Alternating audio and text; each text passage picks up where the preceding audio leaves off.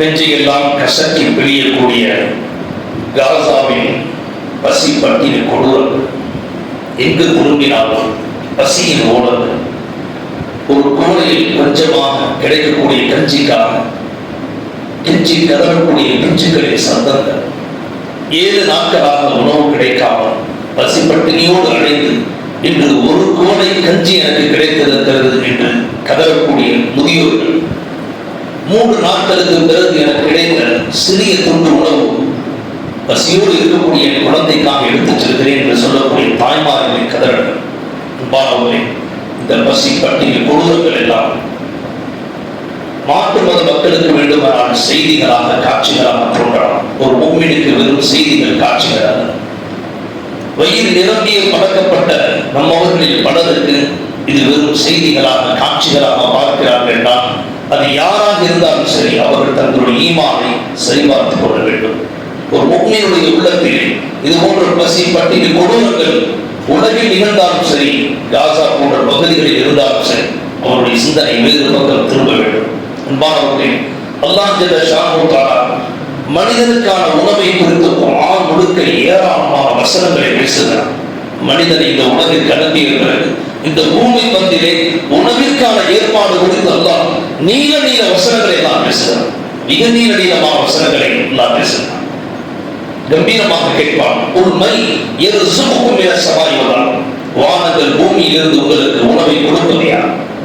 அன்பானவர்களே, உணவு என்பது சாதாரணமான ஒன்று அல்ல.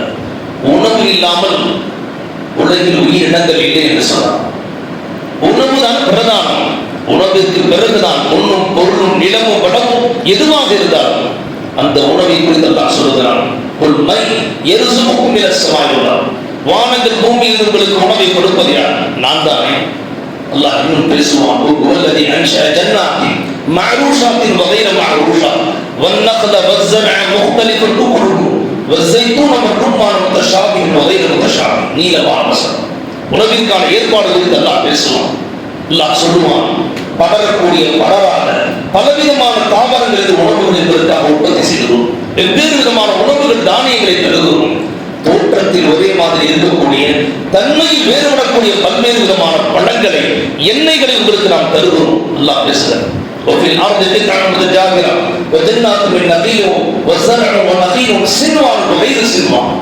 கிளைகள் உள்ள கிளைகளற்ற பல்வேறு விதமான தாவரங்கள் இருந்து இந்த மனித இனத்திற்கான வெவ்வேறு விதமான உணவுகளை நாமே தயார் செய்கிறோம் என்றார். அல்லாஹ் சொல்லுவான், ஒவ்வொரு சக்கரன் தகுனு மின்ஹா லஹ்மன் தரியா. கடலில் இருந்து ஈரமான ஏராளமான உணவுகளை தருகிறோம் என்றார். والأنعام خلقها لكم فيها دفء ومنافع ومنها تأكلون. ஏராளமான கால்நடைகளை நீங்கள் ருசிப்பதற்காக நாம் வைத்திருக்கிறோம். அல்லாஹ் நிறைய பேசக்கூடியவன். ஒரு இடத்தில் சொல்லுவான், எந்த உயிரினமும் வெளியே வருகின்ற பொழுது வாழ்நாளில் உணவிற்கான தேவையை தன் முதுகிலே சுமந்து வருவதில்லை என்பார்கள். எந்த முறையில் சிந்திக்க வேண்டிய ஒரு உடை. உலகில் வெளிவருகின்ற எந்த உயிரினமும் அதற்குரிய வாழ்நாள் உணவுகளை முதுகிலே சுமந்து வருவதில்லை. நாம் தான் அதற்கு உணவளிக்கிறோம் என்று சொல்லுவோம். இடத்தில் சொல்லுவோம், இந்த உலகில் இருக்கக்கூடிய எல்லா உயிரினங்களுக்கான உணவுகளை ஏற்பாடு செய்வது நம் மீது கடமை என்று சொல்லிவிட்டார். அதற்குரிய அனைத்து ஏற்பாடுகளையும் செய்திருக்கிறோம் என்றார் அல்லாஹ். அல்லாஹ் இப்படி சொல்லுகிறார். உலக அளவில் நாம் பார்த்தால் 800 கோடி மக்கள் என்று வைத்துக் கொள்வோம். 81 கோடி மக்கள் பசி பட்டினியில் வாடுகிறார் என்று உலக சுகாதார மையம் சொல்கிறது. 81 கோடி மக்கள் பசி பட்டினியை வாடுகிறார்கள். உலக சுகாதார மையம் சொல்கிறது 800 கோடி மக்களுக்கான தேவை உலகிலே இறைவன் நிரப்பமாகவே வைத்திருக்கிறான். இருந்தும் மனிதனிடம் கிடைக்கவில்லை. இந்த பசி பட்டினி கொடூரங்களை பார்க்கின்ற பொழுது முதலில் ஒரு முஃமினுடைய நாவிலிருந்து வெளிவர வேண்டிய வார்த்தை பெருமானார் ஸல்லல்லாஹு அலைஹி வஸல்லம் செய்யக்கூடிய துஆ, அல்லாஹும்ம இன்னி அஊது பிக மினல் ஜூஅ் என்றார். பசி பட்டினியிலிருந்து உங்களை பாதுகாவட்டேன். ஃபஇன்னஹா பிஇஸ்ஸத் தஜ் என்றார். சுகத்தை, தூக்கத்தை, நிம்மதியை தொலைப்பது இந்த பசி பட்டினி ஆக கொடூரமானது என்று சொன்னார்கள். உலகளாவிய பசிப்பட்டினிகள் அல்லது காசா மக்களுடைய பசிப்பட்டினியை பார்த்தால் ஒரு முக்கிய உள்ளத்தில் ஒன்று நமக்கு செய்கின்ற துஆவிற்கு அடுத்து இறைவா அவர்களையும் அந்த பசிப்பட்டினிலிருந்து காப்பாற்று என்று முதல் வார்த்தை வெளியில் வர வேண்டும். அடுத்த ஒன்றை பார்க்க வேண்டும். உலகம் இந்த பசிப்பட்டினியை ஆயுதமாக பயன்படுத்தி அந்த மக்களை துன்புறுத்துகின்ற பொழுது மாற்றம் நடந்து கொண்ட விதத்தை நாம் பார்க்க வேண்டும். பெருமானார் ஸல்லல்லாஹு அலைஹி வஸல்லம் அவர்கள் எந்த போர்க்களத்திலும் பசிப்பட்டினியை ஆயுதமாக பயன்படுத்தியதில்லை. சஹாபாக்களுக்கு பெரும் இன்னல்களை தந்தவர் யமாமா என்கிற குறுநில மன்னர் உமாமத்தின் பிரபல்யமானவர். எல்லா அதிகபட்சமான பிரச்சார மேடைகளில் இவருடைய பெயரை நீங்கள் கேட்டிருக்கிறார். உமாமத்தின் மிக பெரும் ஒரு கொடூரர், இஸ்லாமிற்கு எதிராக இருந்தவர். பெருமானார் ஸல்லல்லாஹு அலைஹி வஸல்லம் சஹாபாக்களுக்கு கட்டளையிட்ட பிறகு அந்த குறுநில மன்னரை பிடித்து வந்து மஸ்ஜித் நபவியில் கட்டி வைத்திருந்தார்கள். 3 நாட்களுக்கு பிறகு சஹாபாக்கள் நடத்தைகளை பார்த்து, பெருமானார் ஸல்லல்லாஹு அலைஹி வஸல்லம் அவர்கள் நடந்து கொண்ட விதத்தை பார்த்து உள்ளத்தை பறிகொடுத்தவர் முஃமினாக மாறிவிடுகிறார், ஒரு சஹாபியாக மாறிவிட்டார். உமாமத்துல் கௌசா உள்ளத்தில் கலிமா புகுந்த பிறகு அவர் சொன்ன வார்த்தை, இது நான் வரை பிடிக்காத நபராக முஹம்மது அவருடைய தோழர்கள் இருந்தார்கள். இன்று கலிமா உள்ளே நுழைந்த பிறகு அவர்கள் யாரெல்லாம் கொடுமை செய்தார்களோ அந்த மக்கத்தின் காப்பீர்கள் உலகிலேயே எனக்கு ஆக பிடிக்காதவர்கள், நான் ஒன்றை சொல்லுகிறேன் என்று சொன்னார். என்னுடைய தேசத்திலிருந்து யமாவாவில் இருந்துதான் கோதுமை தானியங்கள் மக்காவிற்கு செல்லுகின்றன. நாங்கள் ஒட்டுமொத்த கோதுமை தானியங்கள் ஏற்றுமதியை இன்றோடு நிறுத்தப் போகிறேன் என்று சூழ்நிலைத்தார். அதே போன்று செய்தார். மக்காவில் 3 மாதங்களுக்கு பிறகு அங்கிருந்து ஒரு குழு வருகிறது. மக்காவிலிருந்து வருகிறது. பெருமானார் ஸல்லல்லாஹு அலைஹி வஸல்லம் மதீனாவில் இருக்கிறார்கள். மக்காவிலிருந்து வரக்கூடிய குழு குஃபார்கள் முஷ்ரிக்கீன்களுடைய தலைவர்கள் வருகிறார். வந்தவர்களில் இருந்த 7 நபர்கள் அனைவரும் யார் தெரியுமா? பெருமானார் ஸல்லல்லாஹு அலைஹி வஸல்லம் அவர்களை மக்காவில் இருக்கின்ற பொழுது 3 வருடங்கள் பசிப்பட்டினியில் ஆழ்த்தியவர்கள்.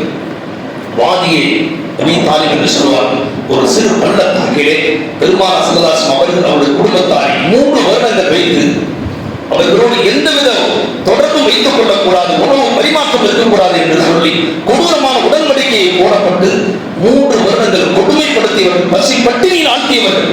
அந்த 7 நபர்கள் வருகிறார்கள். பெருமானார் ஸல்லல்லாஹு அலைஹி வஸல்லம் இடத்திலே சொன்னார்கள், முஹம்மதே ஸல்லல்லாஹு அலைஹி வஸல்லம், நீங்கள் சொன்னால்தான் அந்த உமாமத்தின் எங்களுக்கான கோதுமை தானியத்தை அனுப்புவார்கள்.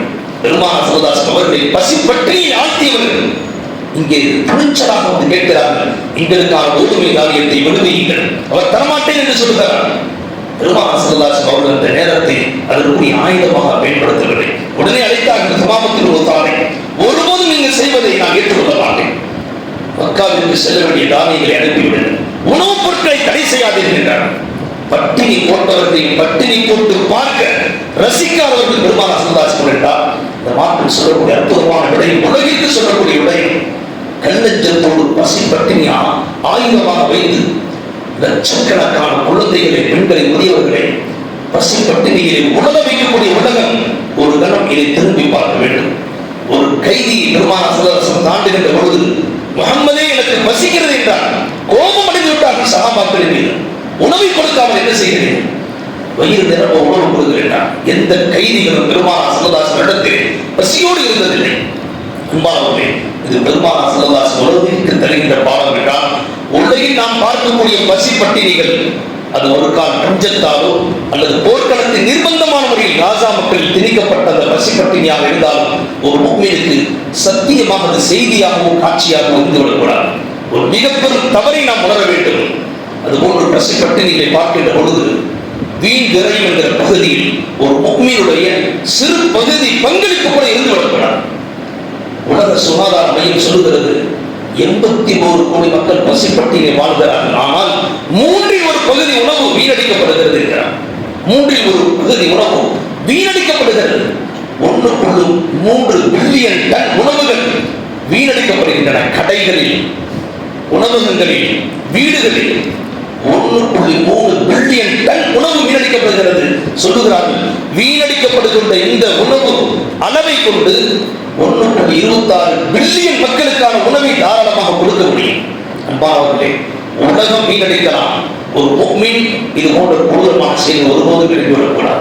60% வீடுகளில் உணவு வீணடிக்கப்படுவதாக சொல்கிறார்.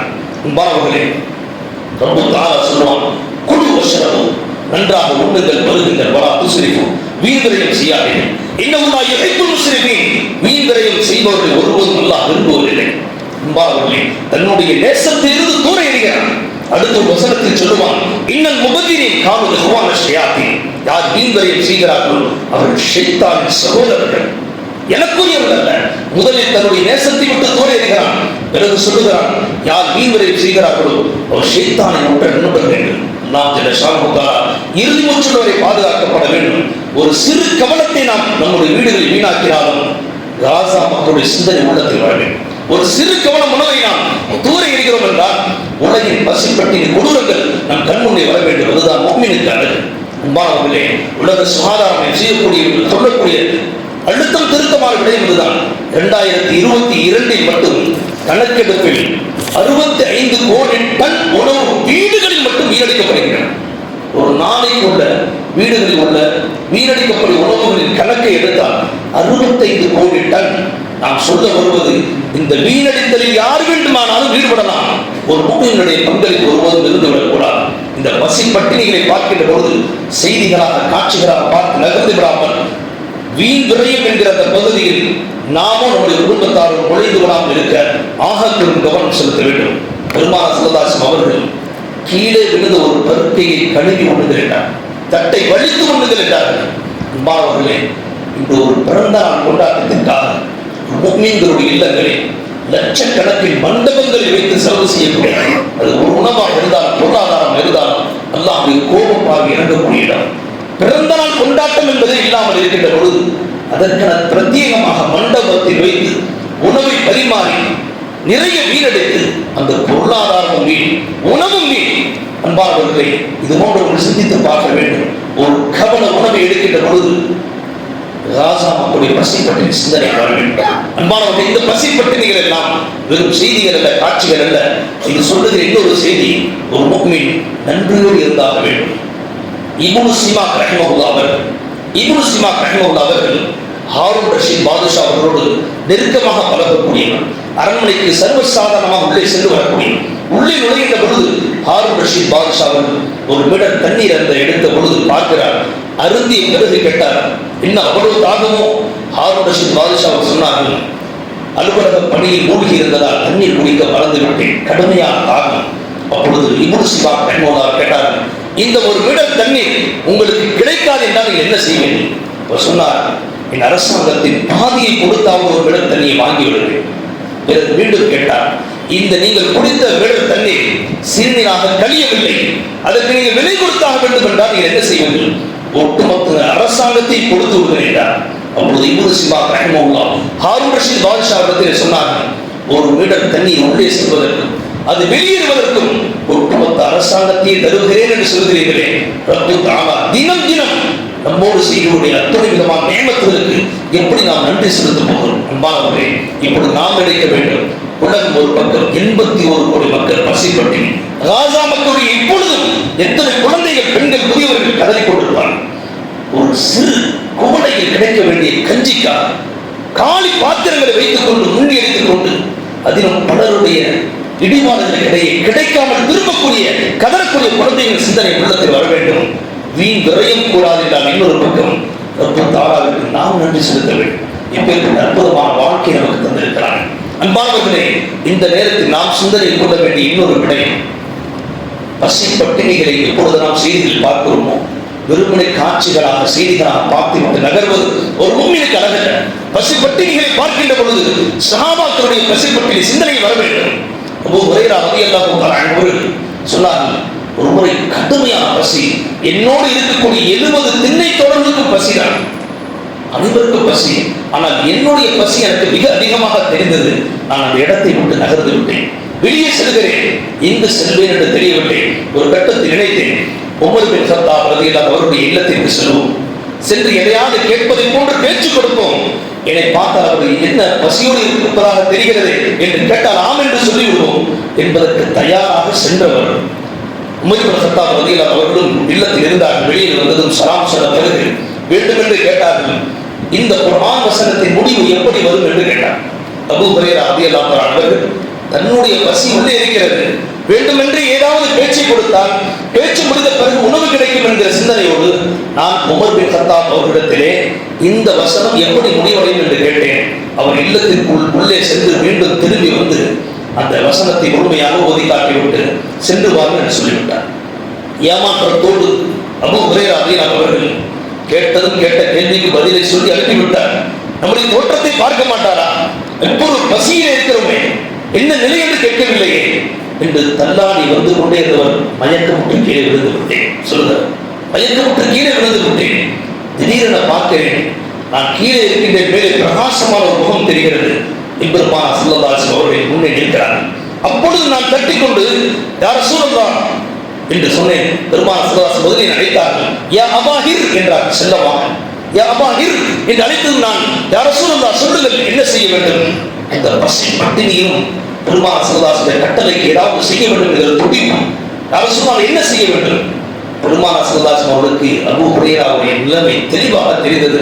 நீ ஒன்றும் செய்ய வேண்டாம், என்னோடு தோளோடு தோடு அணைத்துக் கொண்டார்கள். ஈவகை சர்தார் கருணை நபி கருணை ஸல்லல்லாஹு அலைஹி அவர்கள் என்னை அணைத்துக் கொண்டு தன் இல்லம் அழைத்துச் சென்றார்கள்.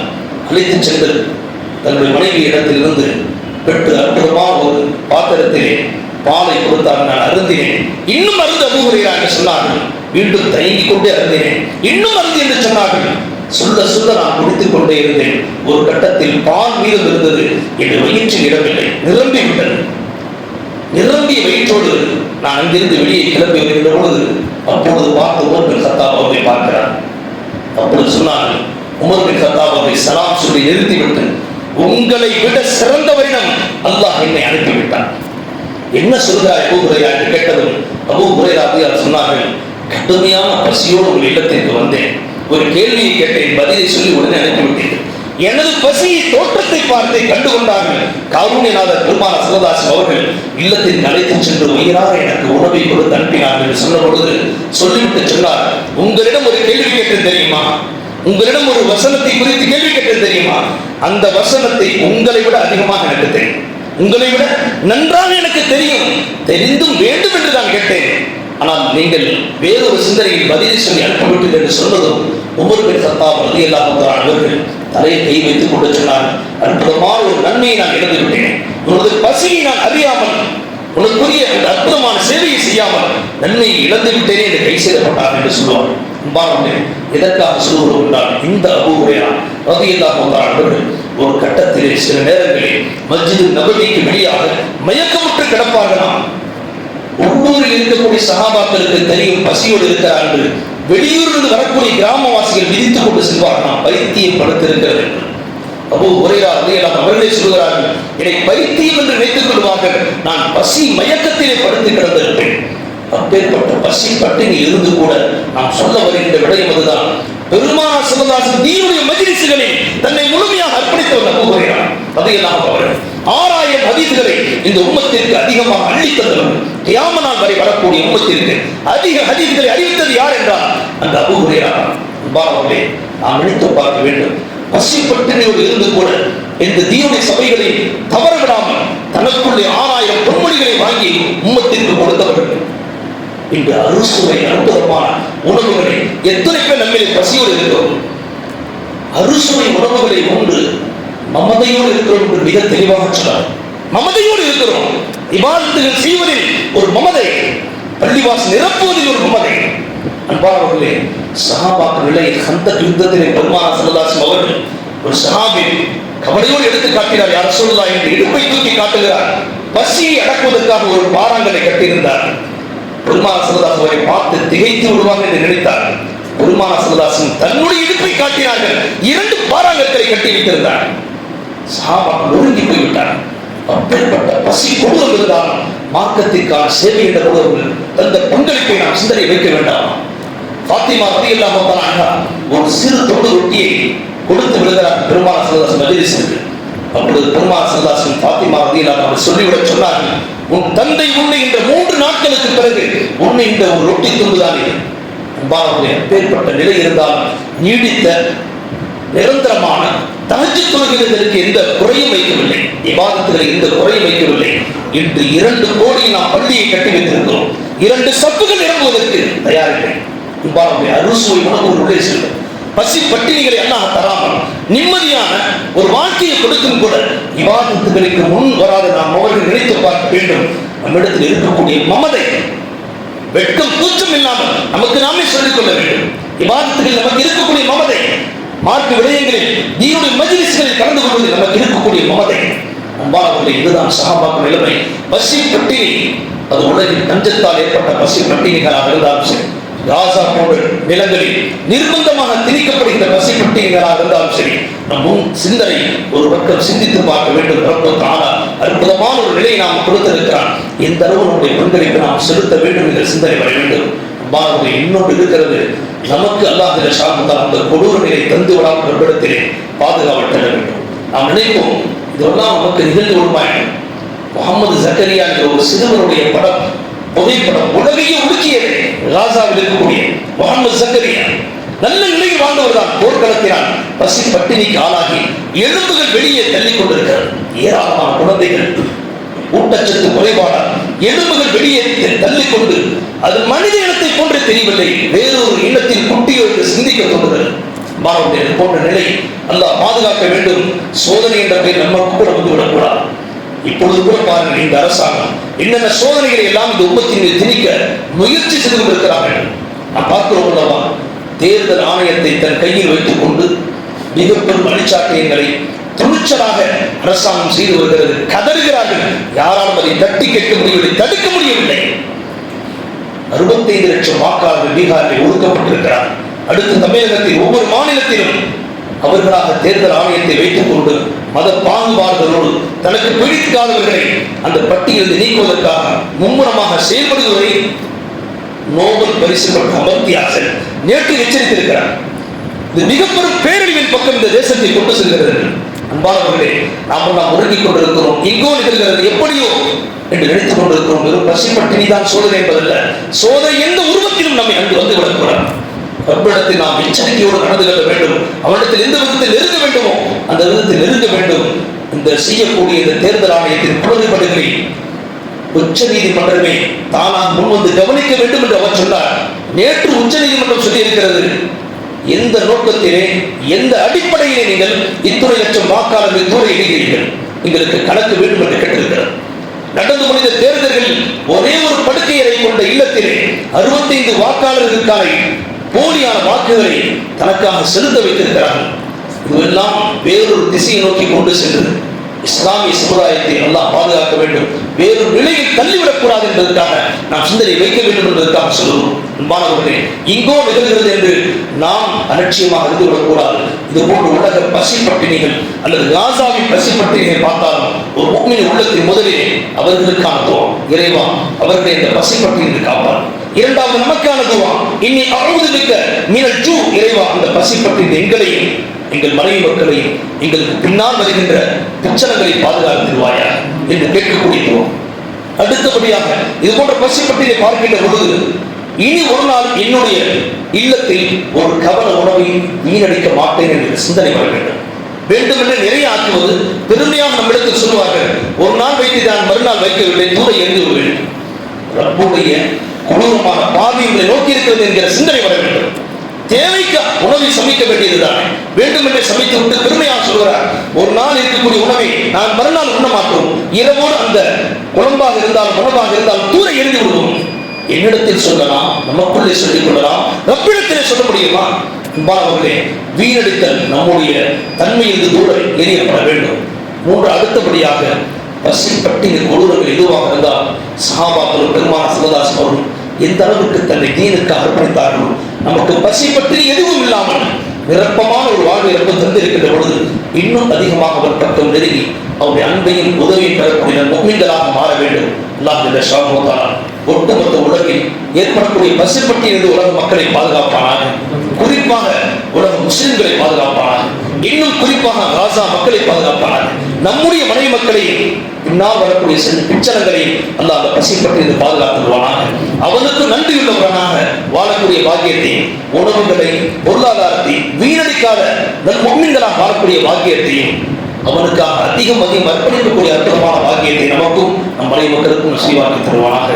வாக்குறுதி அல்ஹம்துலில்லாஹி ரப்பில் ஆலமீன்.